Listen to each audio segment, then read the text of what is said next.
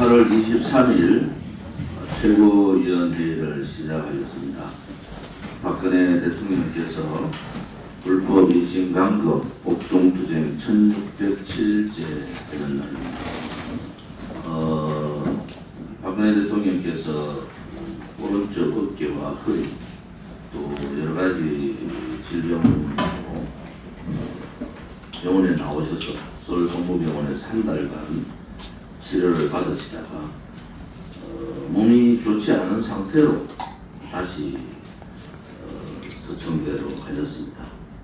우리는 8월 15일 박근혜 대통령의 이 즉각적인 석방을 요구했고 또 270만 명이라는 많은 국민들이 민심을 청와대와 대법원, 검찰에 전달도 했습니다.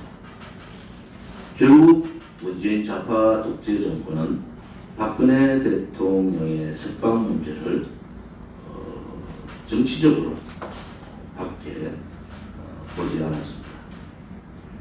국민들의 민심은 이미 그들도 알고 있습니다. 그럼에도 불구하고 박근혜 대통령의 석방을 단행하지 않고 다시 인신강금시키는 것은 정치적 정적에 대한 악랄한 정치 보복입니다. 역대 어떠한 정치인도 어떠한 지도자도 정치적인 상황으로 뇌물한푼 받지 않은 분이 이렇게 오랜 기간 동안 4년 6개월 동안 1600일이 넘는 기간 동안 감옥에 있은 적은 없습니다. 이것은 이미 인신강금 차원에서의 인권 탄압이다 이렇게 보고 있습니다.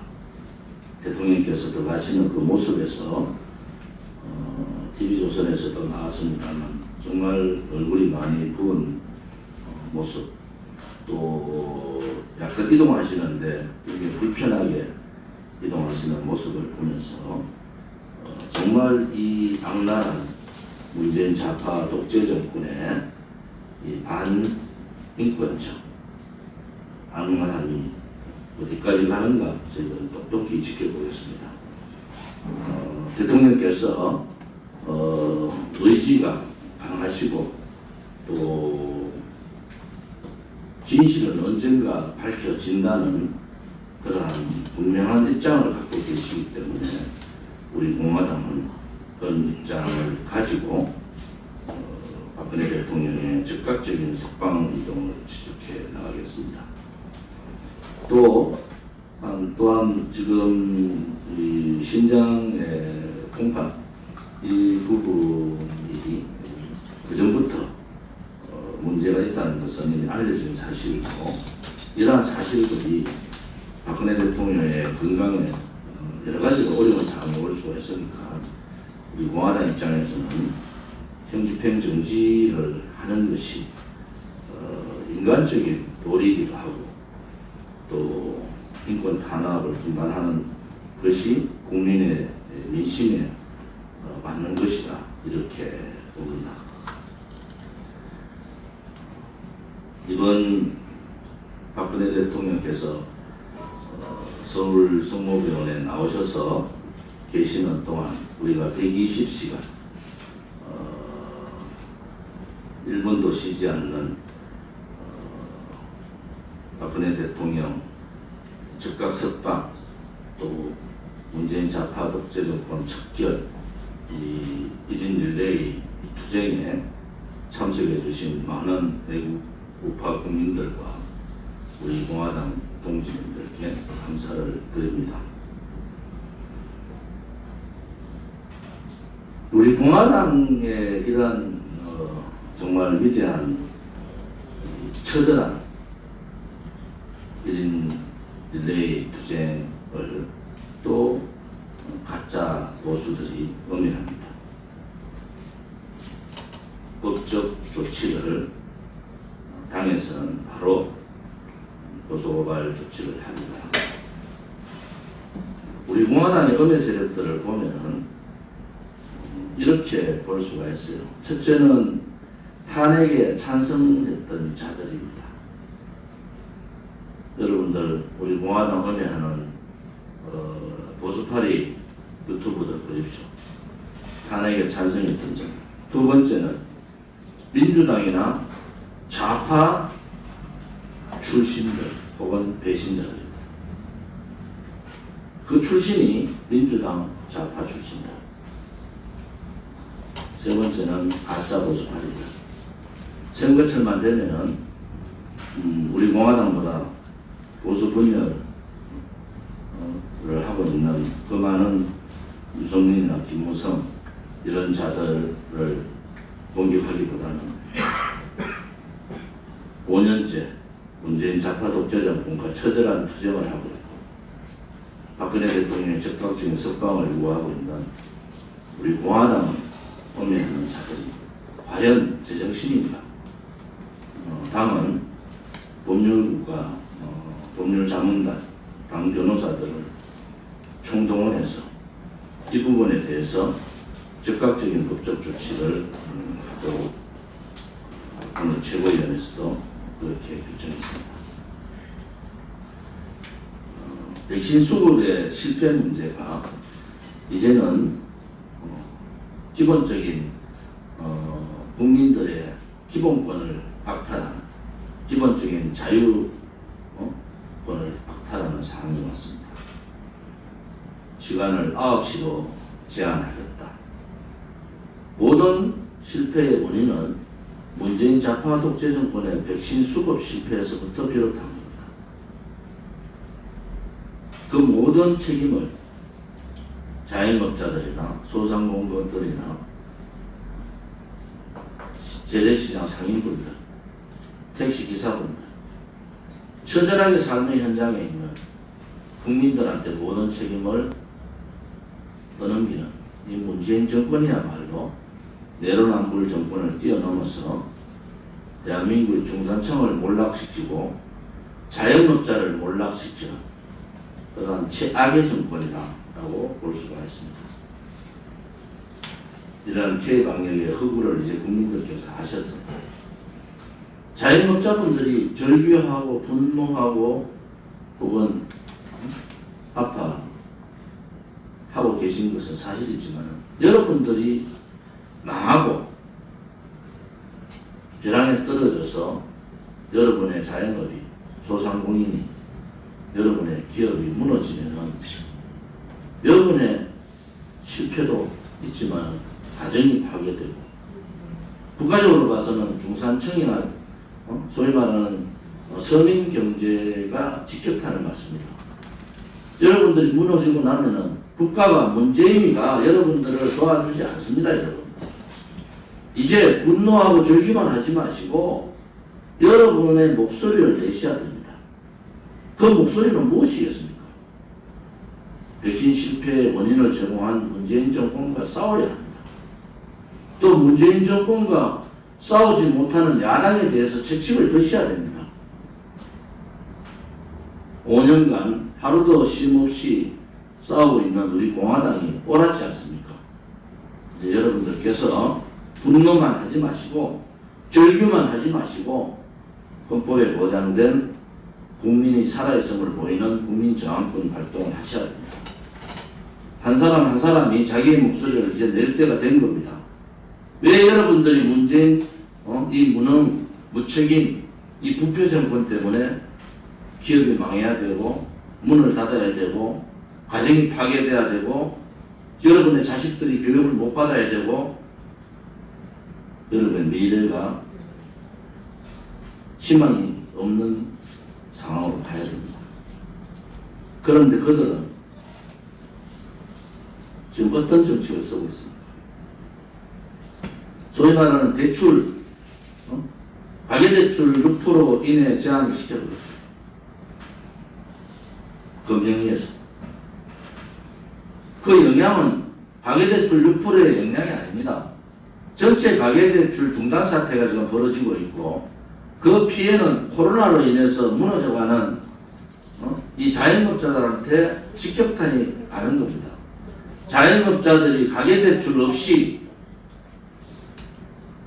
가계대출 없이 자영업을 운영한 자영업이 어디 있습니까? 지금 가계대출을 막아버리면은 이제는 어려운 지금 코로나 전국에서 겨우 버티고 있는 자영업자들 보고 그냥 망하라는 거 아닙니까? 이때는 자영업자들이 숨을 쉴 수 있도록 가계대출을 풀어줘야 되는 건데, 가계대출을 6% 이내로 막겠다는 이러한 발상들은 사회주의자들이 가지고 있는 중산층 몰락의 길을 가는 거예요. 자영업자가 무너지고 중산층이 무너지면 저항세력이 무너지지 않습니까? 가진 자들은 어려워도 부동산 잘 사고, 연예인들 요새 뭐 몇백억 부동산, 몇십억 부동산이 그냥 줄줄이 나오지 않습니까? 그 자들은 그냥 자는 거예요.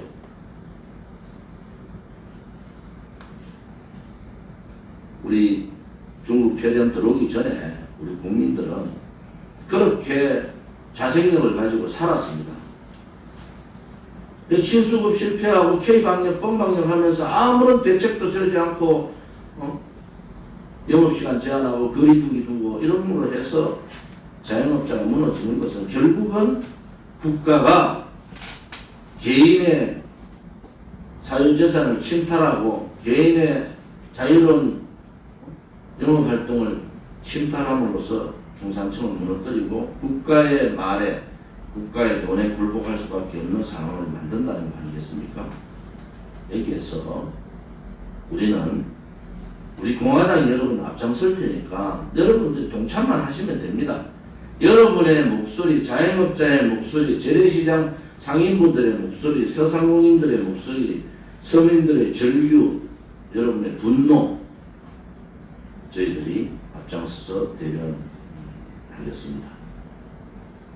이러한 자영업자들의 분노와 절규와 절망이 극에 달하고 있는데, 야당이라는 자들, 이준석이라는 자, 윤석열이라는 자들, 박근혜 대통령의 탄핵에 앞장섰던 소위 대통령 후보라는 자들의 행태를 보면은 한심함을 뛰어넘어서 그들이 과연 국민을 대변할 수 있는 정치인인가 정당인가 라는 의문을 안 가질 수가 없습니다. 결국은 국민의힘 스스로가 자멸하고 국민의힘 스스로가 무너져야 되는데, 저 오만한 자들, 자기 정치적인 이익만을 생각하는 자들은 결코 그래 하지 않습니다. 그럼 국민들이 바꿔야죠. 국민들이 그들을 버리면 됩니다. 아파하실 필요 없어요. 제가 항상 말씀드렸듯이 단일 후보가 나오면 45% 지지는 누가 나오더라도 나옵니다. 국민의힘이 있어서 나오는 것이 아닙니다. 국민의힘을 버리면은 바로 정권 재창출, 정권 교체를 할 수 있다라는 것도 저는 확신을 가집니다.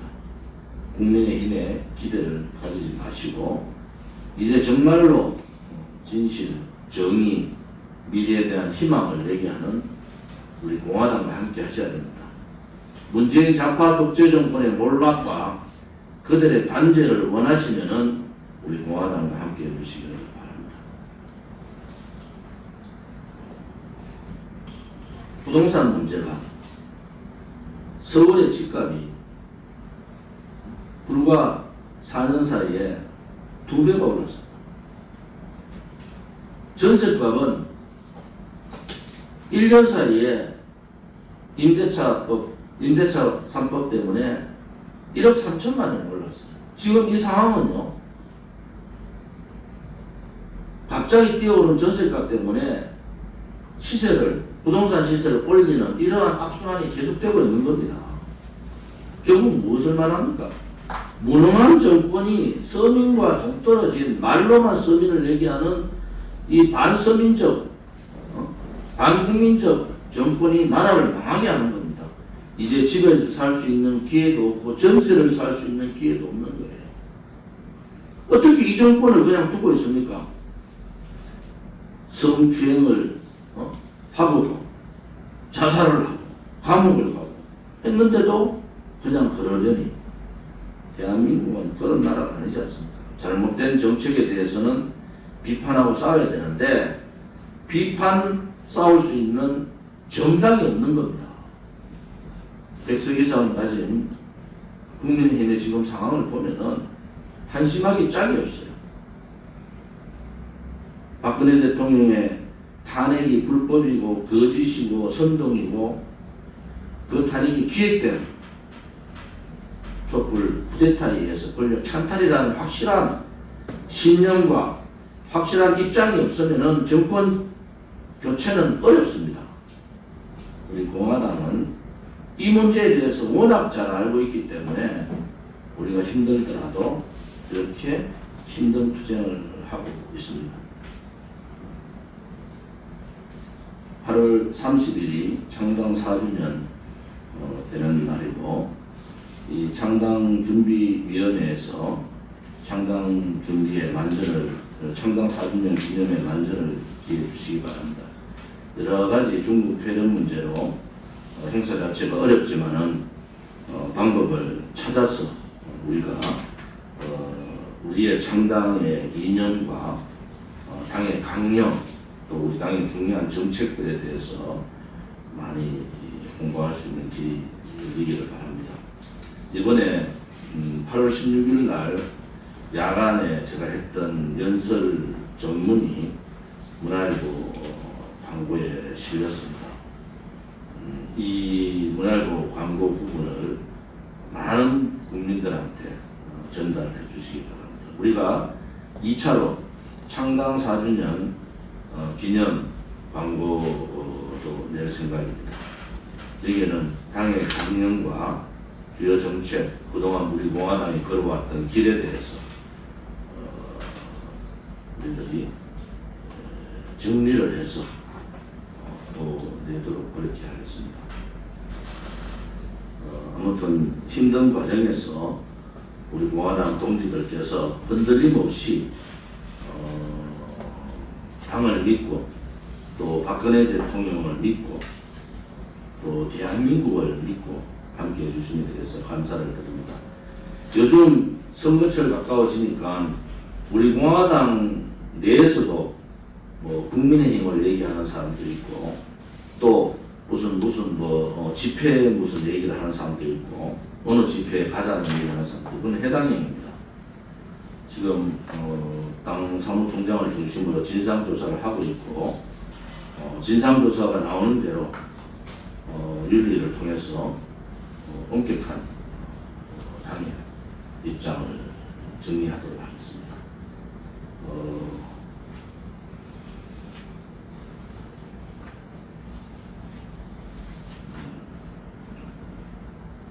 중국 도당에 대한 부분은 사무총장께서 오늘 발표를 하실 겁니다.